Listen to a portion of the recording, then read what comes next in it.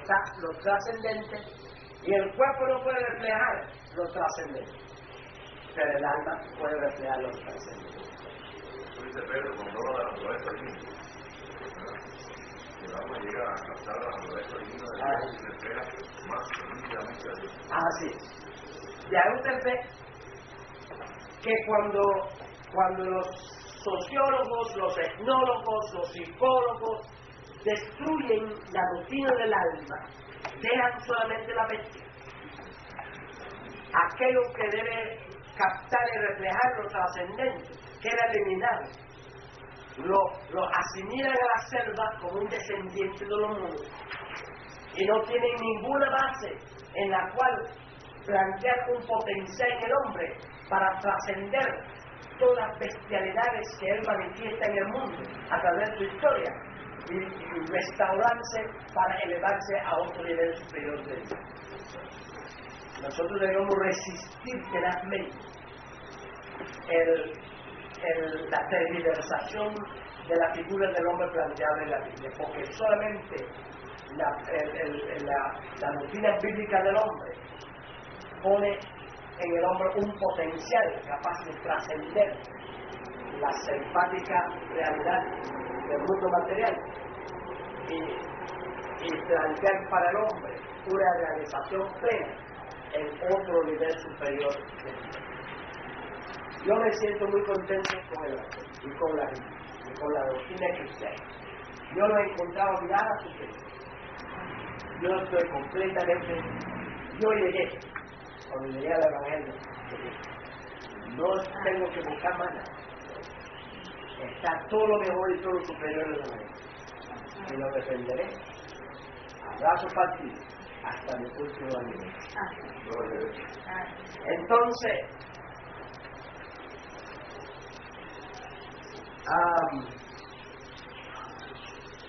mañana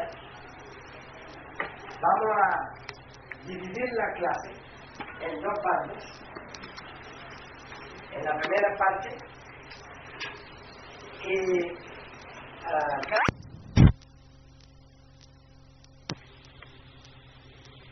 hemos escuchado las clases de teología por el pastor Wilson correspondiente al mes de marzo, 13 de marzo de 2007. A continuación, las clases de teología de la clase del día 14 de marzo de 2007. Como usted infla un globo hasta que no puede más, entonces explota. Entonces, este punto altamente condensado, en la inflación y condensación, se condensa hasta un punto donde no puede condensar más porque tendría que llegar a ser la nada y por tanto algo no puede ser nada. Y como algo no puede llegar a ser nada, pues llega un momento en que explota. Entonces, al explotar, riega tu energía por todo el espacio y esa energía se aleja del centro en distintos grados de velocidad y en distintos grados de volumen, y entonces hay una dinámica que se desarrolla entre todos los elementos que se riega, en la cual se van enfriando, y en la medida que se enfrían en distintos niveles de velocidad, se van combinando y entonces se va creando distintas aglomeraciones y combinaciones hasta que se llega a formar el universo. Bien, está la pregunta, ¿por qué explotó? Si se explotó es porque era inestable. Ninguna cosa inestable puede ser eterna. Porque lo eterno tiene que ser estable para existir por toda la eternidad. Entonces, si era inestable, si explota es porque era inestable. Y si era inestable, quiere decir que no existió desde la eternidad y no pudo seguir existiendo hasta la eternidad. Entonces, quiere decir que la propia explosión es una prueba científica de que no fue una entidad eterna. Entonces, Esa interpretación me explica, porque ellos podían decir que en ese punto chiquitico ahí estaba la materia eterna. sí. Entonces, lo que explica que no es eterna es esa explicación. Bien.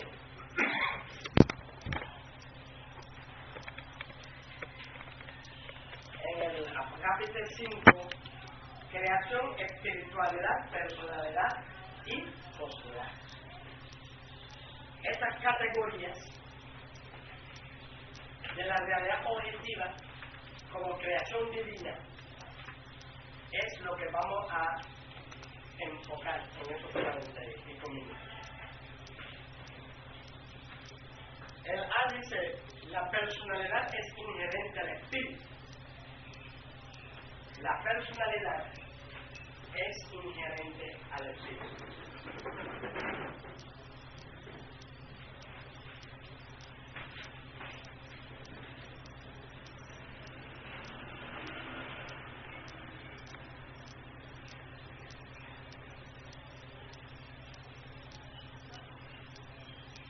En Juan 4:24, sin buscarlo, todos deben saber qué dice.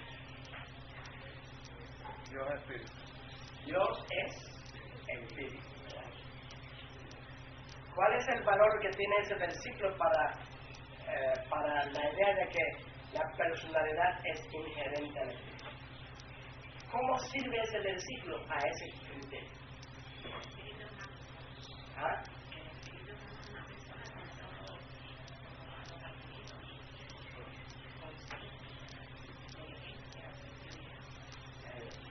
El pasaje dice, Bueno, dice, Dios es espíritu y los que adoran lo adoran en espíritu, ¿verdad? Establece el principio que para tener una relación con Dios es necesario tener la misma sustancia de Él y ser espiritual porque Dios es espíritu. efectivamente, ahí hay dos ideas fundamentales.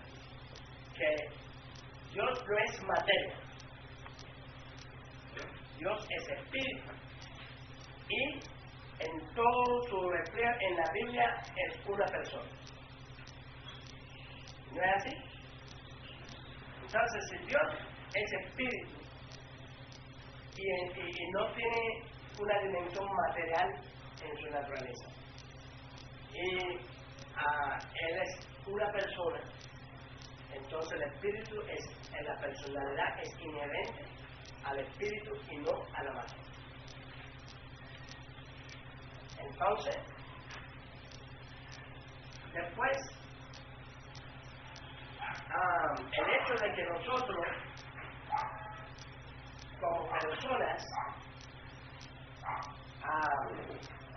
debemos adorar a Dios en espíritu y en verdad.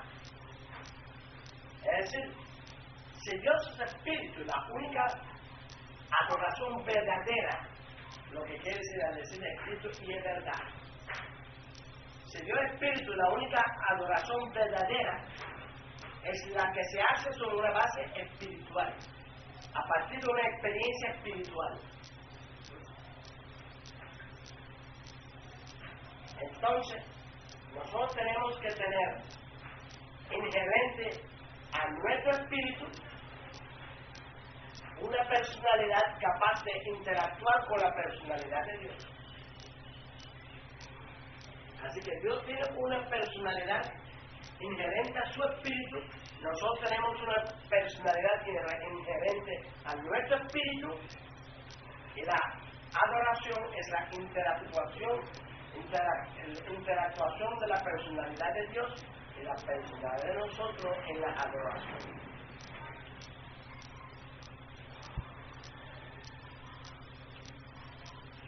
Entonces, según la Biblia, es la única verdadera adoración.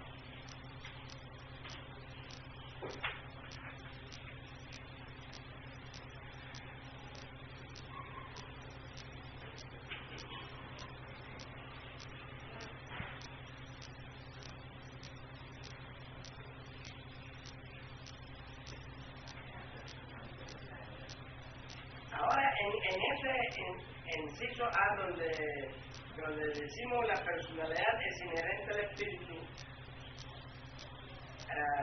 Entonces, Dios es espíritu. Juan 4:24. Dice, Dios es persona. ¿Cómo usted puede bíblicamente apoyar esa enunciación? Esa enunciación de que Dios es persona, ¿cómo usted lo apoya bíblicamente? ¿Ah? Por la expresión de él. Usted muestra todas las manifestaciones de él que implican la personalidad como prueba de que Dios es persona. Por ejemplo, dice que Dios es amor. Y el banco no ama, la mata no ama, los animales no aman. ¿Quién ama? Una persona. Dice que Dios es justo. Quiere decir que hay una dimensión moral en Dios. Entonces, el banco no es justo, el árbol no es justo, los insectos no son justos, las aves no son. ¿Quién es justo o un injusto? Una persona. Entonces, todos aquellos atributos que se atribuye a Dios, siendo atributos de la personalidad, comprueba que Dios es una persona. El mismo versículo 1 que dice, Dios creó los cielos y la tierra, es también un texto que ayuda a establecer y apoyar la idea de que Dios es una persona. Porque, ¿cómo definimos crear? Poner en relación una diversidad de manera integrada, ya conforme a un diseño que lo habilita, porque el diseño es lo que habilita el conjunto. El diseño de un banco es diferente del diseño de una mesa, porque el diseño crea la estructura necesaria para habilitar el conjunto para un propósito determinado. Por esa razón es que la identidad de cualquier cosa está en su diseño. Entonces, de ahí usted ve que cuando usted cambia del diseño de algo, usted cambia su utilidad. Si usted cambia ese banco y usted le pone en forma de un púlpito, ya usted cambia su utilidad, porque su diseño está en función de su uso. Y como su diseño está en función de su uso, al cambiar su diseño, usted cambia su uso. Por esa razón es que los que les gusta meterse a cambiar el diseño de la iglesia, deben comprender que cuando usted cambia el diseño de la iglesia, usted está cambiando su utilidad. Nadie debe meterse en eso, porque eso es sagrado. Entonces, cuando usted cambia el diseño de la iglesia, está cambiando su identidad y está cambiando su utilidad. Usted cambia el banco y le pone, lo reestructura como púlpito, ya no lo puede seguir cambiando, llamando banco, porque le van a decir que usted es monstruo. Usted le tiene que llamar púlpito y ya tiene el uso de un púlpito, no de un banco. Y tenemos que comprender que cuando nosotros estamos metiéndonos con el diseño de la iglesia, estamos en algo muy grave y muy serio.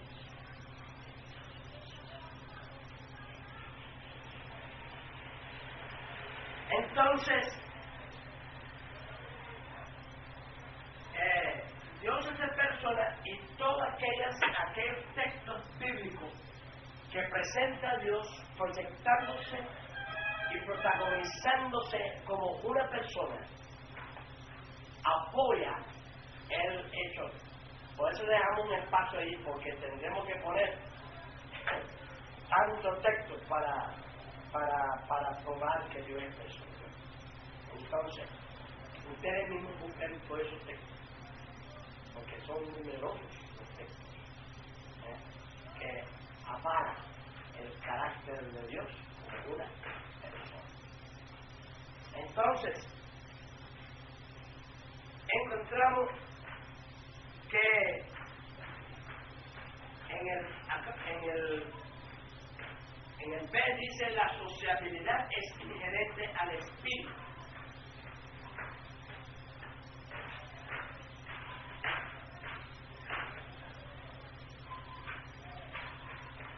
La sociabilidad es inherente al espíritu. Entonces este se apoya en dos puntos. Primero, el primer punto anterior, que Dios es espíritu, y el segundo punto de que Dios es trino.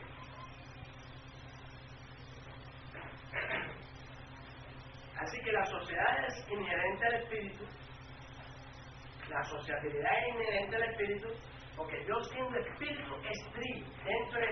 Dentro de su naturaleza espiritual hay tres personas unidas en una relación social.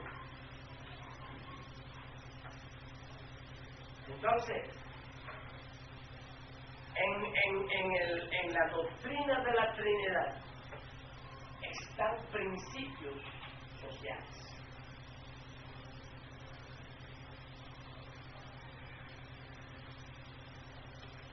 En la cita que está ahí, es primera de Juan, hay 4:7, pero parece que es 5:7. El capítulo parece que está... ¿Dónde? Ahí donde dice Dios es tres personas en uno. Ahí mismo donde dice la sociabilidad. Sí, es 5:7, es 5:7, no 4:7. Hermano, por favor, haga este cambio. Es Juan 5:7 y no 4:7.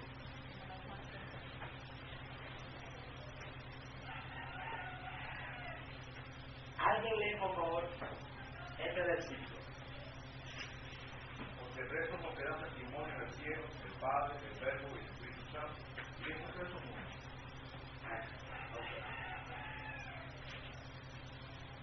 Ahora bien,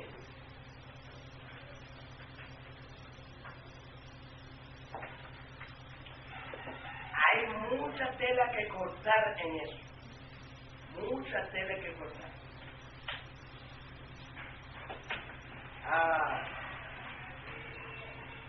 El misterio de la Trinidad, de ser a la vez uno y múltiple, en sí era una gran enseñanza para la Iglesia. Entonces,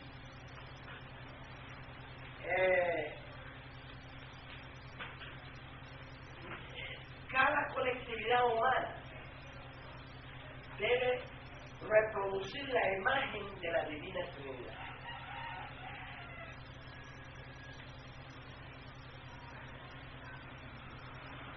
Es decir, si el hombre no hubiera pecado, todas las colectividades humanas, todos los seres humanos iban a reflejar la semejanza de Dios, y todas las colectividades humanas, sean pequeñas o grandes, iban a reflejar la imagen de la Divina Trinidad.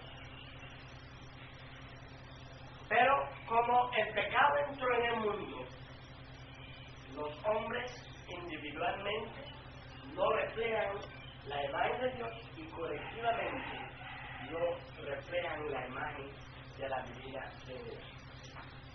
Pero la Iglesia está llamada por Dios a reflejar la imagen de la Divina Trinidad, cuyo sentido fundamental es, siendo múltiple, son uno, que es el resumen fundamental. Siendo múltiples, somos uno. Entonces, en 1 Corintios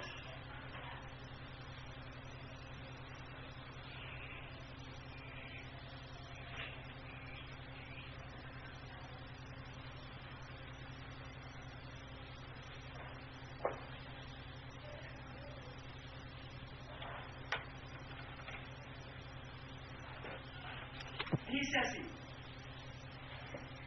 versículos 17 y 18.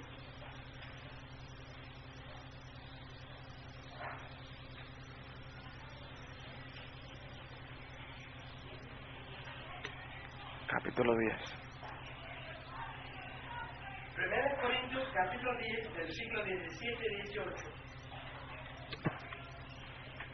El plan es una multiplicidad convertido en una sola masa.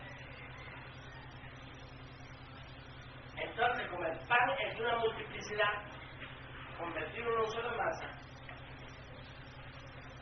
allí está el reflejo de la Divina Trinidad en el pan, y ese pan es símbolo de la iglesia, el cuerpo de Cristo. Entonces, alguien lee estos dos versículos, versículos 16 y 17 de 1 Corintios 10. Entonces, dice, siendo uno solo el pan, nosotros con ser muchos somos uno. Ahí dice, la aspiración de Dios es que se cumple en la iglesia ese mismo principio de la unidad, de la Trinidad, que 100 múltiples son uno, y que se cumple en la iglesia este principio de que siendo muchos somos un solo cuerpo. Ahora, en el libro de Romanos, capítulo 12,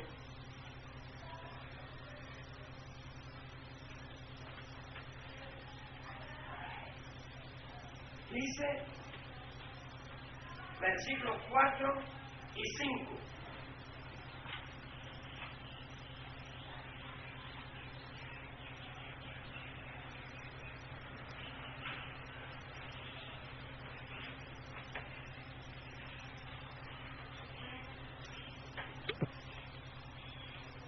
Ahora bien, ahí encontramos que en el mundo material, a través de la estructura, las cosas llegan a ser miembros uno del otro, a través de la estructura. Es decir, a un motor, todas las piezas entran en una estructura monolítica y llegan a ser partes los unos de los otros a través de la estructura. Pero a través del parentesco espiritual, los seres humanos llegamos a ser miembros los unos de los otros y llegamos a formar un solo cuerpo, en la cual, siendo muchos, somos uno. De modo que a través de la estructura, en el mundo impersonal, la multiplicidad se integra en una unidad. Y a través del parentesco, muchas personas se integran en un solo cuerpo para formar la iglesia. Entonces, es muy importante que la iglesia no confunde la base de su unidad y piensa que la base de la unidad de la iglesia es estructural. La base de la unidad de la iglesia, de las cosas en el mundo impersonal, es estructural. Pero la base de la unidad entre las personas es filial. Y expresamos nuestra unidad filial a través de nuestra estructura externa. Pero la estructura externa no es la base de la unidad, sino es a través de ella que expresamos nuestra unidad. Pero no se puede lograr la unidad a partir de la estructura, sino la unidad se logra a partir de la relación filial y luego se expresa a través de la estructura. Y por eso hay que lograr la filialidad para poder lograr la expresión de la unidad a través de la estructura. Entonces, encontramos pues que en 1 Corintios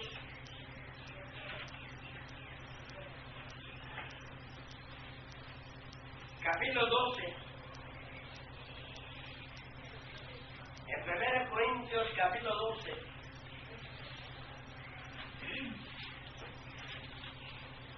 vemos cómo Dios crea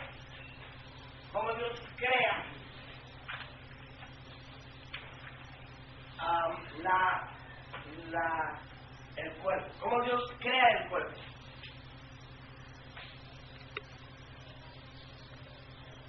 El cuerpo no es un simple metáfora, el cuerpo es una realidad de distintas personas, de múltiples personas, que llegan a ser uno en el espíritu y se relacionan estructuralmente a partir de su experiencia de filiación espiritual. Y entonces observamos en 1 Corintios capítulo 12 que es una obra de creación que Dios hace en la iglesia para constituir múltiples personas en un solo cuerpo. Que eso no es tener conceptos organizados. Eso no es producto, es decir, que el cuerpo de Cristo no es producto de tener conceptos organizativos, artículos de ¿cómo se llama? Institucionalización o conceptos administrativos y lo aplica para formar el cuerpo de Cristo. Ese es algo muy ajeno a eso. Y muchas veces las personas que vienen en el mundo quieren aplicar su experiencia administrativa, su experiencia institucional en los asuntos de la iglesia y ayudan a desbaratar la iglesia en vez de crear el cuerpo de Cristo.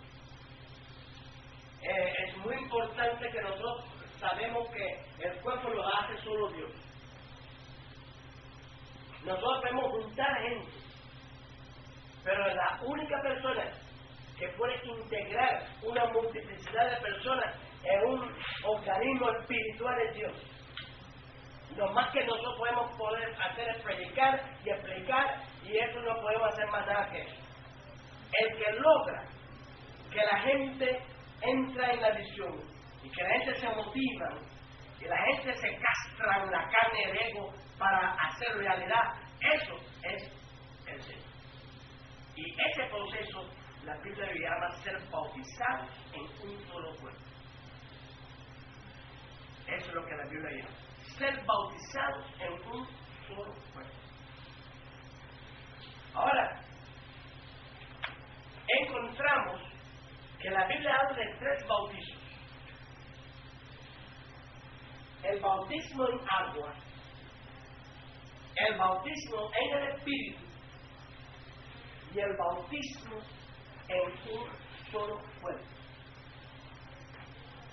¿Qué quiere decir? La integración de una multiplicidad en una unidad corporal.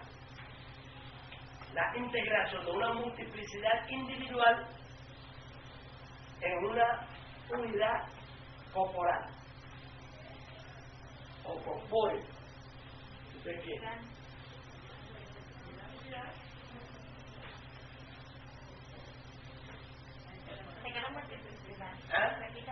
La integración de una multiplicidad individual en una unidad, vamos a decir, orgánica.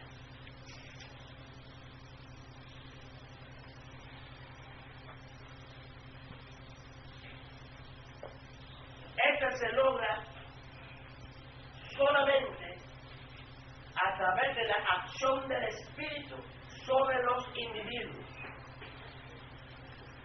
Y este proceso, con el Espíritu Santo actuando sobre los individuos para integrar una multiplicidad en una sola organicidad,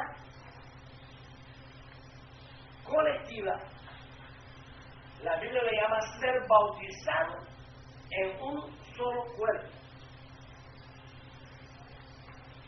Ahora,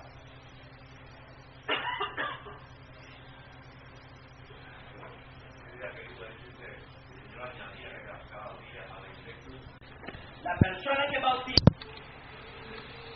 y el medio en que es bautizado.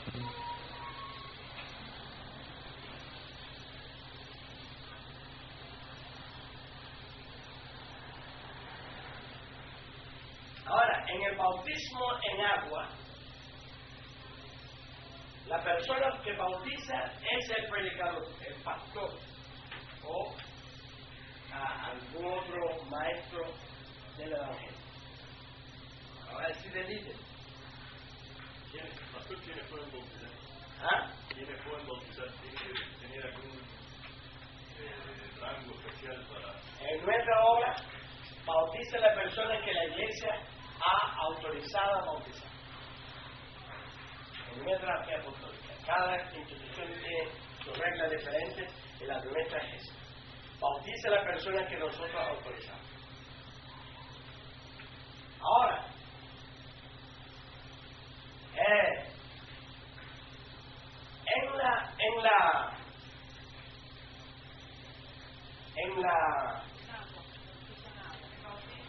en el bautizo en agua, bautiza el líder o el predicador o el pastor, la persona que está autorizada para bautizar. ¿A quién se bautiza? Al convertido. ¿No es así? La persona que se ha convertido, la persona que ha nacido de nuevo, la persona que ha sido salvo. Por eso, que eso no debe hacer cualquier persona, porque si usted bautiza a una persona que no es salvo, usted lo manda para el infierno. Porque esa persona que no ha sido salvo ya anda sin buscar salvación, porque ella tiene que estar. Entonces, tiene que ser persona autorizada que sabe seleccionar correctamente. Ahora, usted bautiza a la persona en qué? ¿Cuál es el medio en que es bautizado? En agua. Entonces, esto es el bautismo en agua. Bautiza, el líder, es bautizado el convertido y el convertido es bautizado en agua. La palabra bautizo significa ¿qué? Sumergir, inmersar. De modo que debe haber suficiente agua para que la persona pueda ser sumergido o inmersado en ese agua. Ahora, en el bautizo en el Espíritu,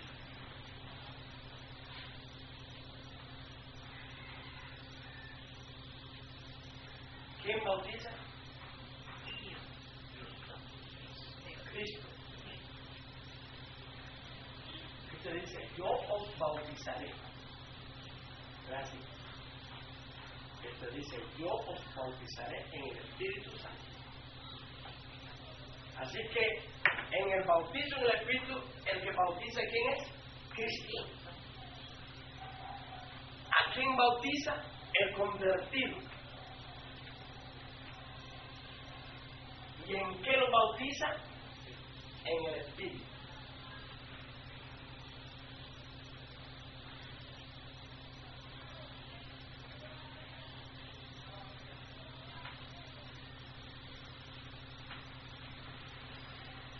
Ahora, en el bautizo en el cuerpo, ¿quién bautiza?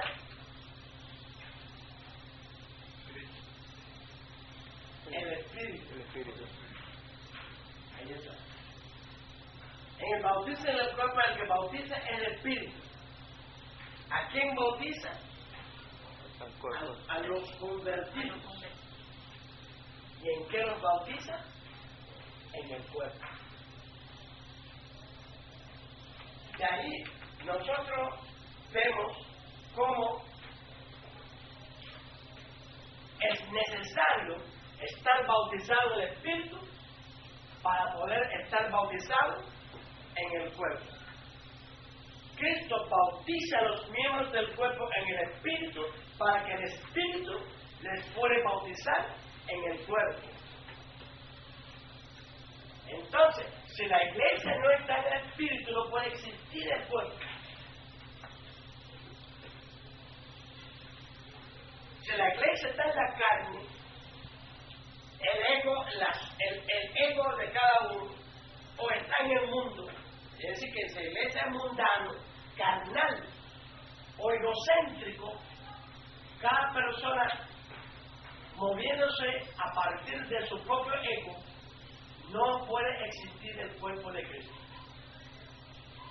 La iglesia tiene que estar bautizado en el Espíritu para que entonces cada miembro completamente sumergido en el Espíritu y completamente obediente, completamente dócil al Espíritu, el Espíritu le puede bautizar en un solo cuerpo. Entonces, el concepto de estar bautizado en el cuerpo es diferente al concepto del ingreso en la iglesia. Una persona ingresa en la iglesia, pero después el Espíritu, una persona ingresa en la iglesia a través de Cristo y la obra en la cruz. Pero es bautizar un cuerpo por medio del Espíritu, y a esa persona que ingresa en la iglesia tenemos que trabajar con esa persona para que esa persona esté bautizado en el Espíritu, para que esa persona pueda ser por el Espíritu bautizado en el cuerpo. Entonces, encontramos en ese texto en 1 Corintios capítulo 12 y el versículo 13, versículos 12 y 13.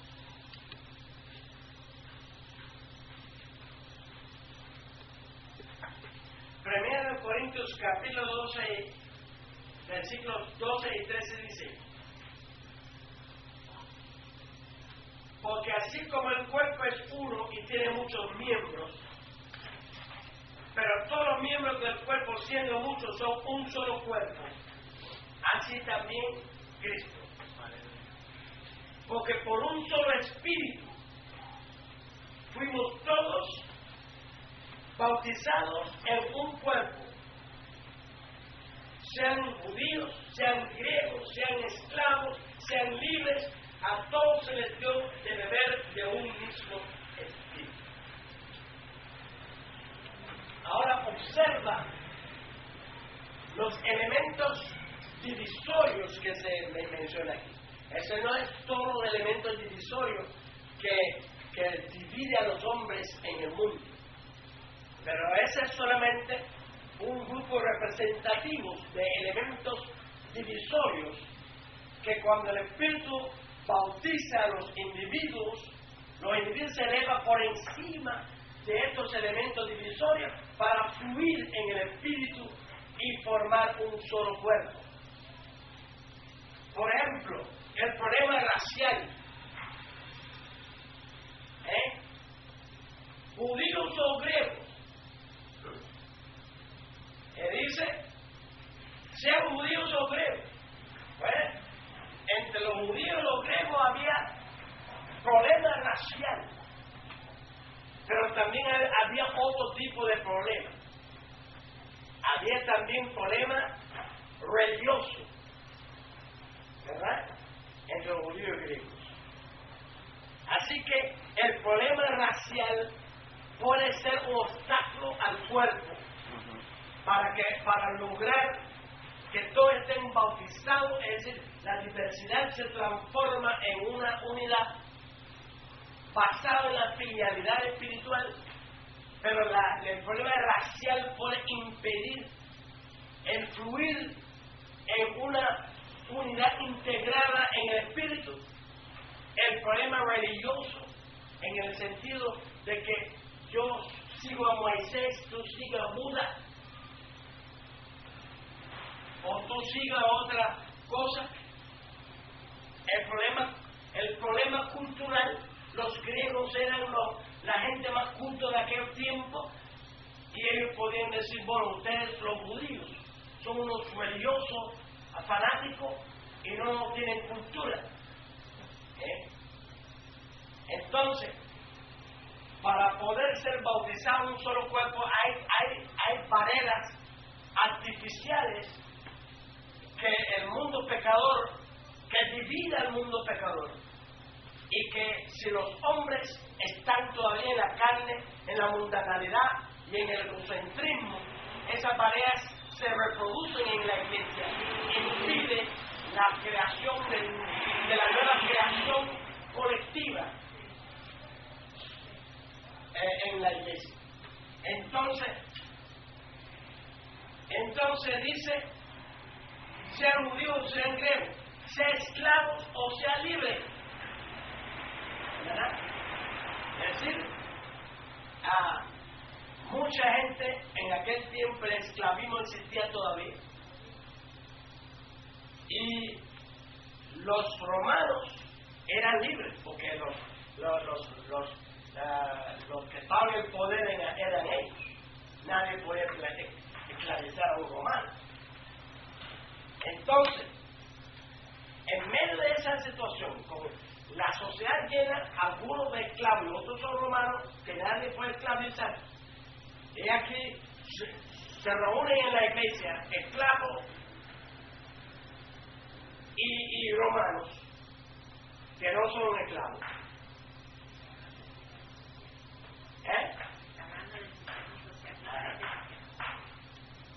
Entonces, ¿cómo podemos nosotros hacer fluir en un solo cuerpo a esclavos y libertos? ¿Cómo se podemos hacer fluir en un solo cuerpo? Si el espíritu, si el esclavo y el liberto no están bautizados en el espíritu, en la cual la carne, el ego y el mundo queda a un lado, no pueden fluir. Dentro de la iglesia no pueden fluir. Entonces, de ahí usted ve que sean judíos, griegos, sean esclavos, libres, a todos, al esclavo le dio de beber del mismo espíritu, al libre le dio de beber del mismo espíritu, al judío le dio de beber del mismo espíritu,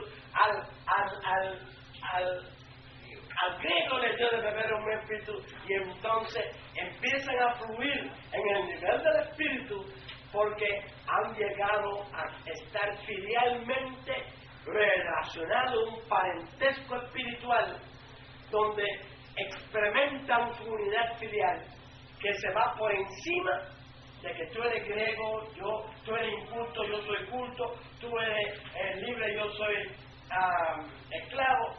Se va por encima de eso y todos empiezan a fluir en el espíritu y se desarrollan relaciones de parentesco del espíritu y se desarrolla una unidad en el espíritu. Entonces, de ahí usted ve, por ejemplo, hay otros textos que incluyen bárbaros, que incluyen el problema sexual, varones, hombres, que algunos han querido incorporar a nuestra obra el problema de el hombre y la mujer y todas esas cosas, lo cual hemos resistido resueltamente porque es para tal evangelio en la iglesia.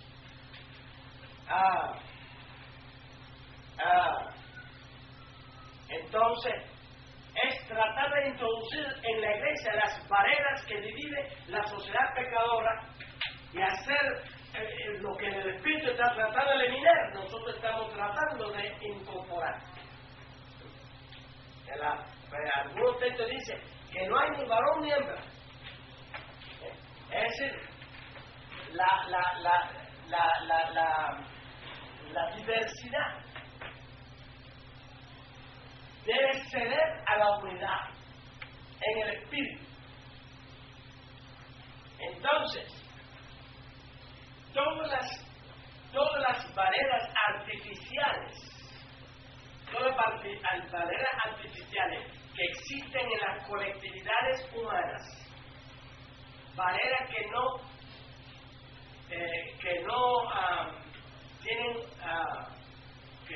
tienen carácter espiritual, deben ser superadas por la experiencia espiritual para permitir fluir por arriba de esas barreras en el espíritu. Entonces,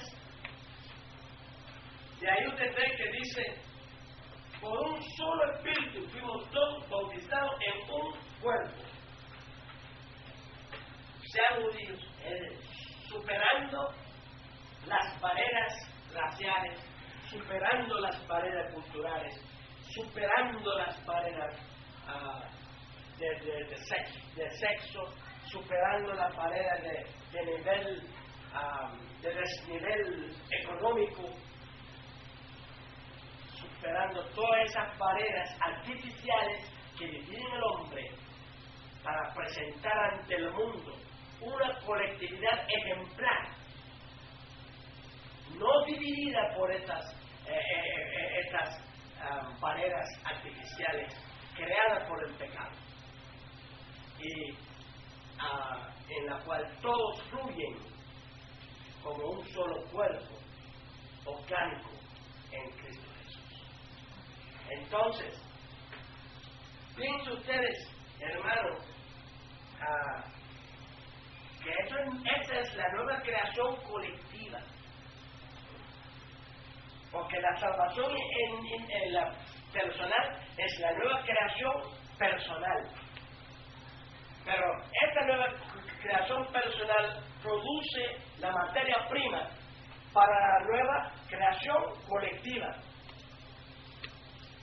que Dios quiere presentar esa nueva creación colectiva al mundo con el modelo de lo que Él quiere hacer con el mundo. Y Él bautiza a todos en la iglesia en un solo espíritu para crear la nueva creación colectiva, para que dentro de la iglesia se demuestra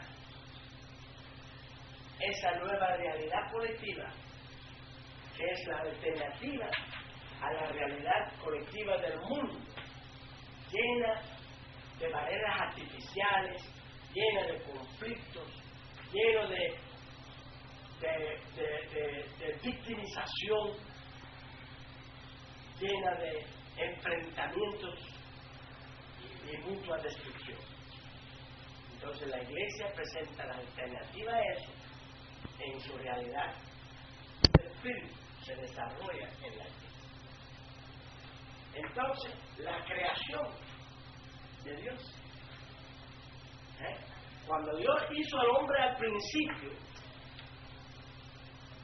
el carácter espiritual del hombre en el inicio era un potencial para que hubiese esa organicidad espiritual en sus relaciones que se iban a desarrollar en el hogar, en sus relaciones sociales, en sus relaciones institucionales, culturales, a través de la historia. Es decir, todo lo que se está desarrollando en la iglesia iba a desarrollarse en la sociedad a partir de la espiritualidad de la primera pareja. Es que estaba potencializado en su naturaleza espiritual el desarrollo de esa unidad,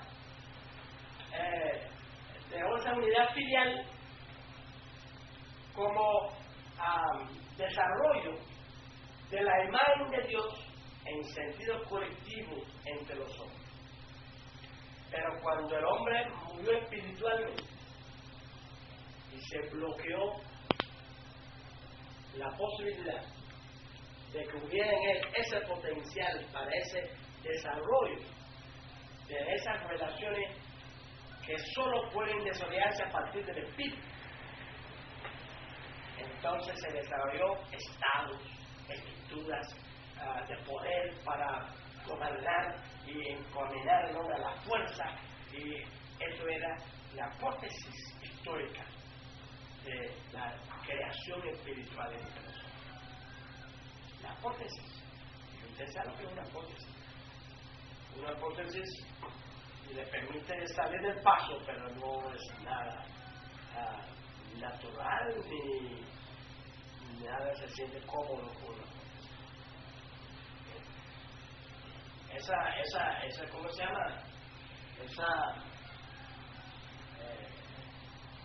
se llama? Efecto de palo de la mente.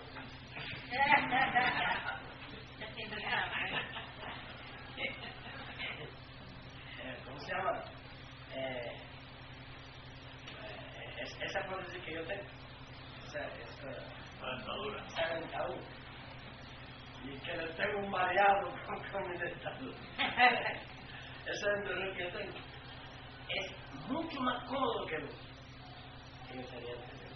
Porque el otro yo saqué una cantidad de dentadura y en cuestión de 2 días puse los dos.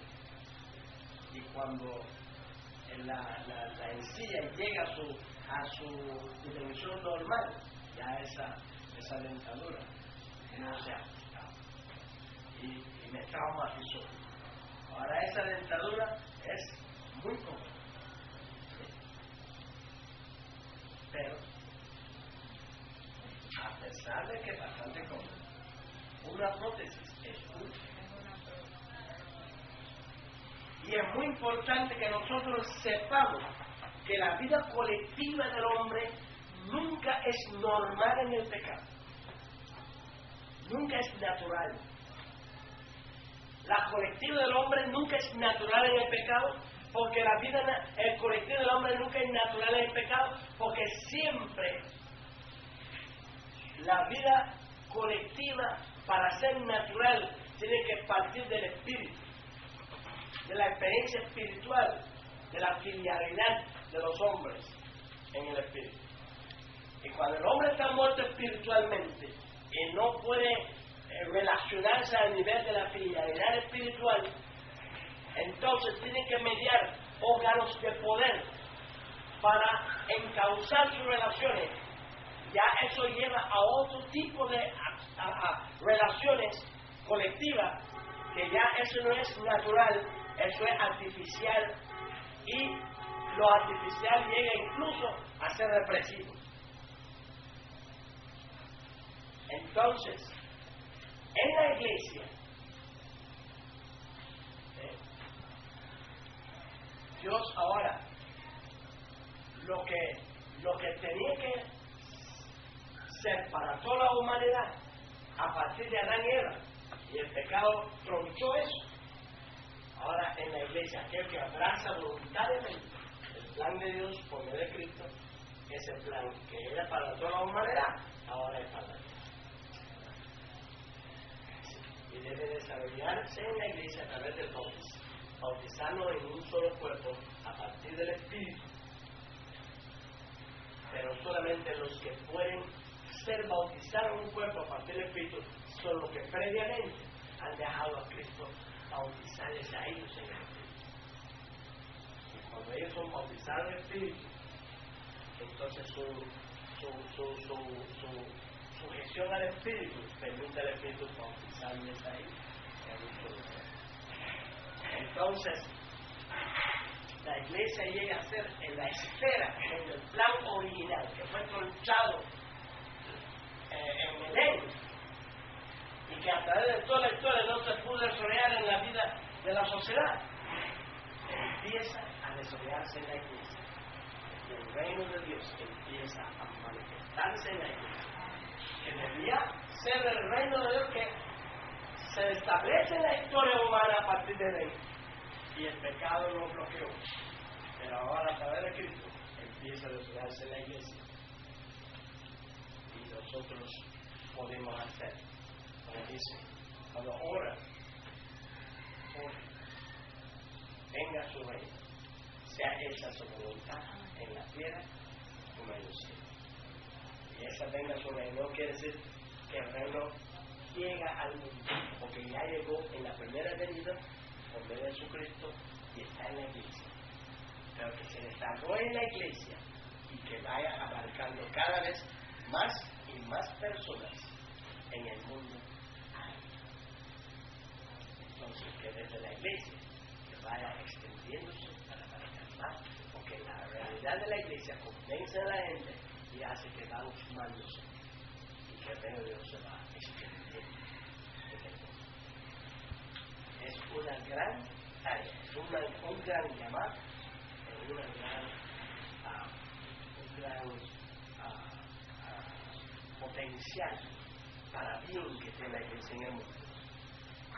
Si somos capaces de sacrificarnos como verdaderos siervos de Dios y llevar la cruz, porque los que vinieron del mundo se sacrificaron para un ideal que está destinado al fracaso, porque no es natural, es artificial lo que quieren hacer.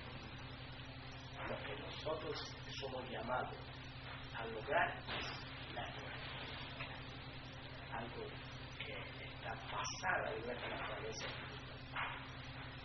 y vale la pena sacrificar para que sea verdad.